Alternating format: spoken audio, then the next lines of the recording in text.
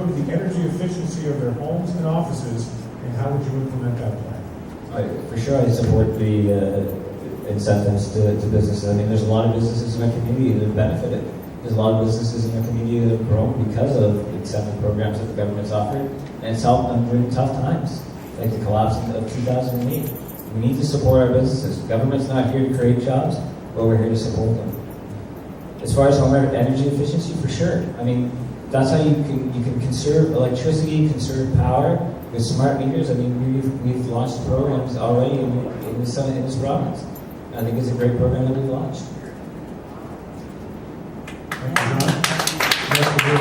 Thank you, and I have to say I absolutely support government tax incentives and any other incentive that they can provide to businesses. I often wonder what a difference it might have made to Phillips Conlight if there had been the incentive program that I described earlier to you.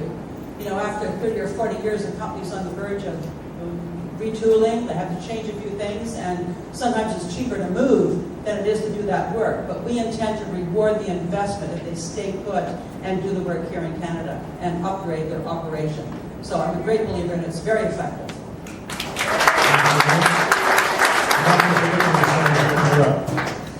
Well, we believe that you have to put an end to corporate welfare. We're starting to pick winners and losers. We have a business in Martintown that's being put out of business because a large grant was given to another similar business in Western Ontario. We see this every day. Liberals are talking spending $2.5 billion a year picking winners and losers. And I think that it's a matter of taking that money and making everybody's taxes lower so that you don't have to make an application, spend the money. You'll know that if you're going to do business in Ontario, you can count on it being as cheap as it is possible. So you can turn around, pay money in wages, pay money and make a profit at the end of the day. Because we're talking, Elaine talked about businesses sitting on their money. They're sitting on their money because they have no confidence in the economy. They're afraid to invest their money because they're afraid of losing. We have to get people so that they can invest in this province, hire people, and make a profit at the end of the day. So they pay taxes and pay for our services.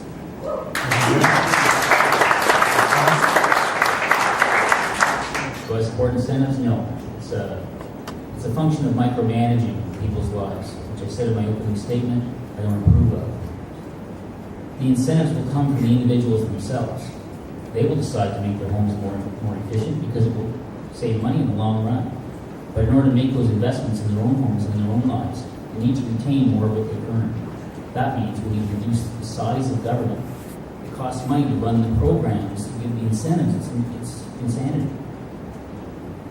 Trim the government. And I'm not talking about PC haircut, a little trimming of the bangs and split ends like that. I mean reduce it on a massive scale because we don't need the government to run our lives. We need to run our own lives. Give us back our money. Give us back our freedom. Give us back our property rights. And we will flourish. Well, we'll open the floor. I think this province is being not served very well by the photo ops by this government, going out and dropping money in every business. We see them, they've already opened, jobs are there, they dropped a few $100,000. This week they dropped $200 million at a company in Toronto. Those are big dollars. And when you spend money there, you're taking it away from somebody else. And again, we're seeing businesses leaving at an ever-increasing rate. And if we're going to keep our standard of living, we have to keep our people working.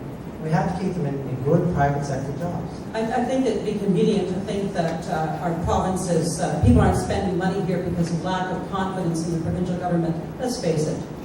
Our economy is so intimately tied to that of the American economy. That is the real reason why we're in the doldrums here.